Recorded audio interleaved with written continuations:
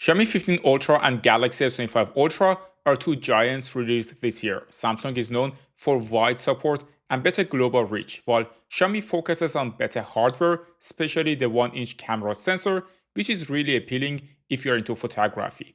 The sensor is as large as my compact dedicated Sony camera, which I use to shoot some of my content. IMO, and I brought both of these phones with my own money. They are similarly priced here in Austria and Germany. With Samsung, I got a better trading deal, while for Xiaomi, I got a budget projector for free. The Xiaomi 15 Ultra is slightly smaller than the Galaxy S25 Ultra, but even that little difference is noticeable. Another very noticeable feature is the anti-reflective display on the Galaxy S25 Ultra. Even though the Xiaomi 15 Ultra panel is 12-bit, while Samsung's is 8-bit and Xiaomi can also get brighter in real life, I personally prefer the S25 Ultra panel. The cherry on top is that the S25 Ultra is also flat, while the Xiaomi 15 Ultra is curved. As a side note, you can also put an anti-reflective screen protector on the S25 Ultra. Here, on the left side of my personal phone, I put a screen protector, while on the right side, with the channel phone, it is without any protector. Both phones have 4 cameras on the back, and since the Xiaomi 15 Ultra is a photography-focused phone, we are going to deep dive into each of them. But before that, I should mention that Xiaomi is collaborating with Leica, and you can choose between Leica Authentic and Leica Vibrance. Here, I took a picture, and you can see that the Leica Vibrance mode is simply more vibrant and saturated. For the sake of the video, I'll keep the setting on Leica Authentic. The Galaxy S25 Ultra has a new ultrawide camera, and in general, the ultrawide camera quality is comparable on both phones. There is a bit of a color difference between the two, but that's more about color science rather than image quality. That said, in this specific picture, I do see that Xiaomi's photo processing is much better, and on the Galaxy, the sky gradient is not as nice as on the Xiaomi.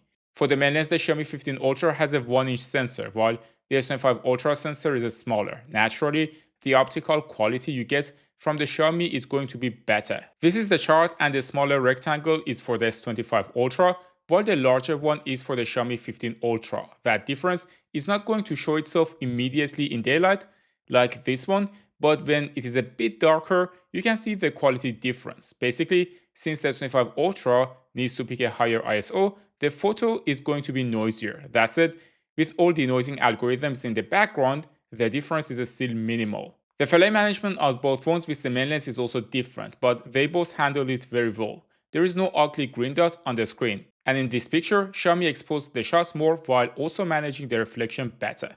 The same goes for video and flare management. Even when shooting directly into the sun, both phones are doing a great job, and the picture is still clean despite the fact that both are cranking up the shutter speed. I would argue the main advantage of a larger 1-inch sensor on the Xiaomi is for the video for 2 reasons. The first is that you get more bokeh or blurrier background on a larger sensor, which makes the video more quote-to-quote cinematic, as you can see here. Switching to the S25 Ultra, the bokeh is there, but it is less strong, and the separation between me and the background is less obvious. The second important advantage of a 1-inch sensor is its quality in low light. Here, I'm taking a video of the S25 Ultra using the main camera of the Xiaomi 15 Ultra, and the noise level and quality are great, considering there is not much light in the background. Switching to the S25 Ultra, the quality is still very good, but I do notice that it drops compared to the Xiaomi 15 Ultra. Both phones have a 3x telephoto lens in addition to the 5x one. The range of this lens is 70mm equivalent on a full-frame camera. Similar to the main lens, Xiaomi has a larger 3x telephoto lens, and it's also 50 megapixel instead of 10 megapixel. To give you an idea, the 3x telephoto sensor on the Xiaomi has the same size as the main telephoto lens on the S25 Ultra. This means that when you use that lens, you will also get better subject and background separation and more details. The processing of the Xiaomi 15 Ultra is also different from that the Galaxy S25 Ultra, and during daylight, that is more visible than the quality of the lens itself. Also, at least on Leica Authentic mode, the Xiaomi photos are more exposed.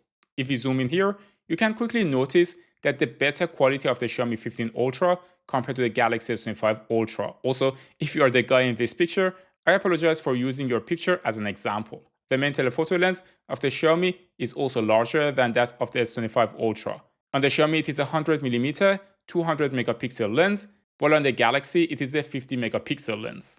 The larger size of the telephoto lens on the Xiaomi allows you to capture depths better. For example, here on the Galaxy, everything is in focus, while on the Xiaomi, the branches are blurred, while the focus is on the moon.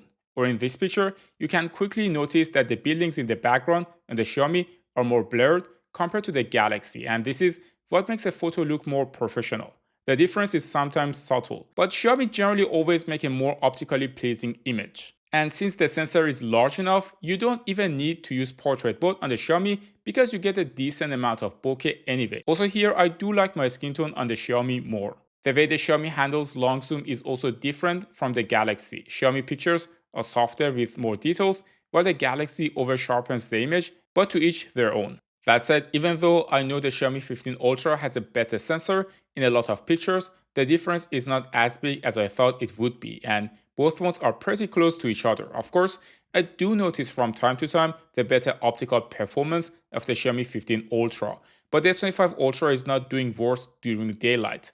Even at nighttime, with the 5x telephoto lens, the S25 Ultra can still keep up with a lot of shots that the Xiaomi 15 Ultra can take, as long as your subject is not moving. Also, with both of them, you can take nice macro shots using the main telephoto sensor, but I prefer the ones from the Xiaomi 15 Ultra because of better bokeh and the colors are also more accurate. For video with the 5x telephoto lens, the Xiaomi 15 Ultra is more contrasty, while the S25 Ultra has more raised shadows. For stabilization, there is no big difference between the two.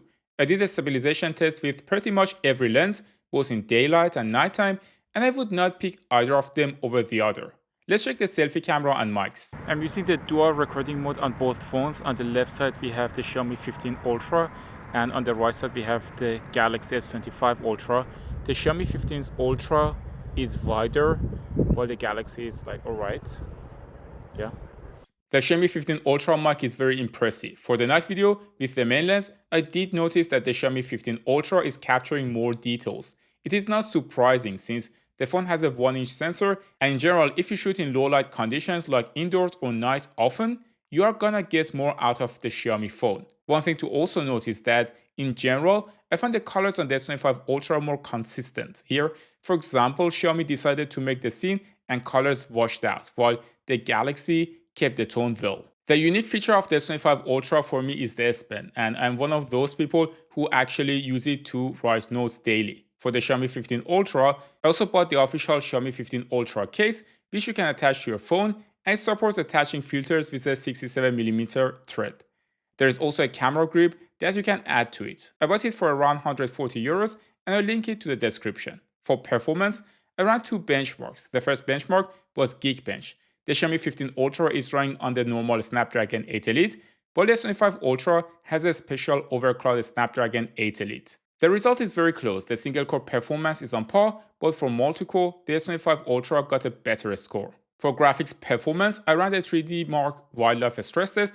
Here too, the S25 Ultra got a slightly better score. Neither of the phones got hotter during the benchmarks or any other task I've done. They also have similar thermals, so there is nothing to worry about. The same goes for battery life. The S25 Ultra has a 5000 mAh battery, while the Xiaomi 15 Ultra has a slightly larger 5400 mAh battery.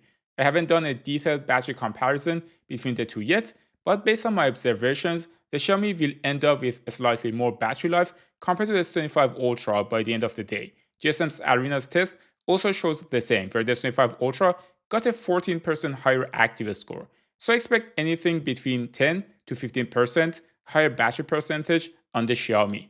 All in all, the Xiaomi 15 Ultra is an awesome device. It has a large 1-inch sensor, a nice telephoto lens, a 12-bit panel, and like any flagship phone in 2025, top-tier performance with good thermal management. That said, should you trade the S Pen, the 7 years of software support, the anti-reflective display, and most importantly, the ability to hold my phone any way I want for a larger camera sensor? I would say yes, only if you're a camera enthusiast. If you enjoyed this video, you can watch the comparison of the Xiaomi 15 versus the Galaxy S25, which are the smaller version of these phones next. Thanks for tuning in to Tecmo, and I will see you in the next one.